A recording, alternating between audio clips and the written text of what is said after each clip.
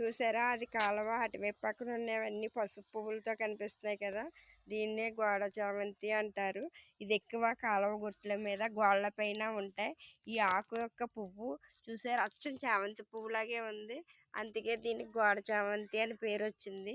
ఈ ఆకుని మనం ఏమన్నా కాళ్ళు అయ్యి దెబ్బలు తగిలినప్పుడు, గోర్లు బ్లాక్గా ఉన్నప్పుడు ఉప్పేసి కట్టుకుంటే అవి మాత్రం తగ్గుతాయంట. ఏమైనా ఎలర్జీలు ఉన్నా ఈ ఆకు నూరి కడితే బాగా తగ్గుతాయి. ఈ ఆకు ఒక ఔషధంలోని దీన్ని కూడా బాగా ఉపయోగిస్తారు. దీనికి గోడ చామంతి అంటారు. ఇది ఎక్కువ గోడల మీద, కాలువ గుట్ల మీద, చేలు పొలాల్లోని అలా ఉంటుంది. మొత్తం చూసారు ఎంత అందంగా కనిపిస్తున్నాయో ఇవన్నీ. ఇది మనకి ఇలాగా పనిచేయవు అని అనుకుంటాం మనం. ఇలాంటివి మనకి చాలా ఉపయోగంగా పడతాయి. ఇది ఒక చిన్న మొక్కను పెట్టి పూల మొక్కలు వచ్చేస్తాయి. ఎక్కువ పల్లెటూరులో ఇలాంటి వైద్యాలే చేసుకుంటారు. మొత్తం ఎక్కడ చూసినా ఇవే.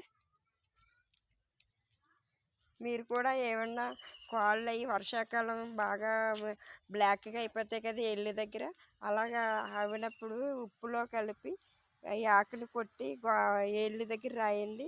సైడ్ ఎఫెక్ట్ ఏమి ఉండదు, బాగా పనిచేస్తుంది. దీని పేరు గోడ చామంతి. చూసారా, చేళ్ళ మధ్యలో గట్ల మధ్యన ఎలా ఉన్నాయో ఆకులు, ఎంత అందంగా ఉందో చూడ్డానికి. మొత్తం ఈ ఫ్లవర్స్ అయితే అచ్చం చామంతి పూల్లాగే ఉన్నాయి. చూడ్డానికి చామంతి పూల్లా అనిపిస్తాయి.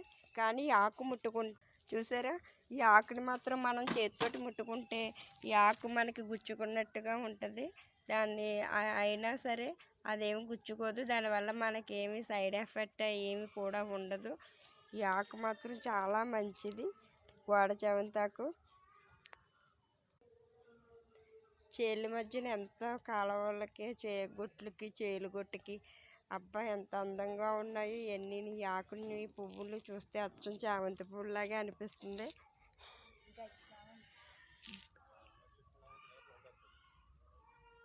దీన్ని గడ్డి చామంతి అని కూడా పిలుస్తారు. ఈ ఫ్లవర్ని అచ్చం చామంతి పువ్వులాగే ఉంది చూడండి.